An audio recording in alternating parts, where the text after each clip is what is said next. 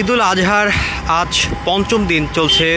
এখন পর্যন্ত কিন্তু ঢাকা শহর পুরোপুরিভাবে কর্মচঞ্চল্য ফিরে আসেনি। দর্শক, আপনাদেরকে এই মুহূর্তে সরাসরি সংযুক্ত করেছি ইন্টারকন্টিনেন্টাল মোড় থেকে, এবং যেখানে কিন্তু আপনারা দেখতেই পাচ্ছেন যান চলাচল যেমন নেই, যেই চিরচেনা ঢাকার ব্যস্ততম রাস্তা সেটি কিন্তু এই মুহূর্তে নেই। এবং তবে গত 4 দিনের তুলনায় কিন্তু আজ কিছুটা বেড়েছে যান চলাচল, এবং ব্যক্তিগত গাড়ির পরিমাণ কিন্তু বেড়েছে। এছাড়াও গণপরিবহনও কিন্তু বেশ বেড়েছে, এবং সেখানে কিন্তু যাত্রীদের পরিমাণ সংখ্যাও কিন্তু বাড়ছে। অর্থাৎ ঈদুল আজহার ছুটি কাটিয়ে কিন্তু অনেকেই ফিরছেন, এবং দোকানপাট সহ কিন্তু বিভিন্ন ব্যবসায়িক প্রতিষ্ঠান, এছাড়া বেসরকারি বিভিন্ন প্রতিষ্ঠান কিন্তু খুলছে, যার কারণে কর্মজীবীরা ফিরছেন গ্রাম থেকে শহরের উদ্দেশ্যে, অর্থাৎ ঢাকায় কিন্তু তারা ফিরছেন, যার কারণে কিন্তু কর্মচাঞ্চল্য ফিরে আসছে ঢাকায়।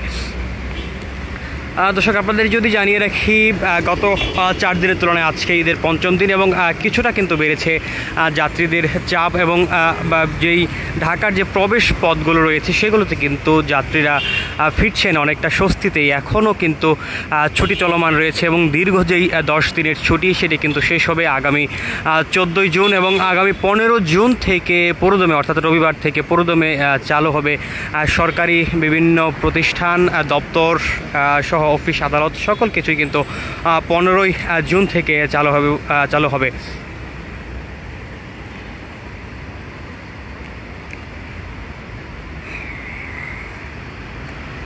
যেমনটি আসলে পথচারীরা বলছিলেন, অনেকটা উন্নত দেশের মতোই কিন্তু ঢাকা শহরের বর্তমান পরিস্থিতি, এবং তারা কিন্তু বলছিলেন যেন সারা বছর এরকম প্রশান্তি থাকে সেই প্রত্যাশাই কিন্তু তারা করছিলেন। এবং বিগত কয়েকদিন যাবতই কিন্তু তারা ঢাকায় যারা বসবাস করছিলেন এবং কাজের তাড়নায় যারা চলে এসেছেন, তারাও কিন্তু বলছিলেন এরকম ফাঁকা ঢাকায় কিন্তু চলাচল খুবই আনন্দদায়ক, এবং সবসময় যে ধরনের কোলাহল থাকে, অর্থাৎ ঢাকা শহরে যে ধরনের কোলাহল, যানজট সহ বিভিন্ন সমস্যা ভোগান্তি থাকে, সেগুলো একপাশে রেখে এই বর্তমান সময়ের যেই আনন্দ সেটি তারা উপভোগ করতে চান। এই মুহূর্তে কিন্তু দর্শক, আপনাদেরকে দেশ রূপান্তর লাইভে আমরা দেখানোর চেষ্টা করেছিলাম বিভিন্ন ঈদের পর থেকে, ঈদের দিন থেকেই আমরা দেখানোর চেষ্টা করেছিলাম বিভিন্ন বিনোদন কেন্দ্রগুলোতে কিন্তু উপচে পড়া ভিড়। ঢাকায় যারা ঈদ পালন করছিলেন তারা কিন্তু পরিবার নিয়ে আনন্দ সময় কাটাতে কিন্তু বিনোদন কেন্দ্রগুলোতে যাচ্ছিলেন, এবং যারই ধারাবাহিকতায় কিন্তু আজ ঈদের পঞ্চম দিনেও তারা সেই বিনোদন কেন্দ্রগুলোতে ভিড় করছেন।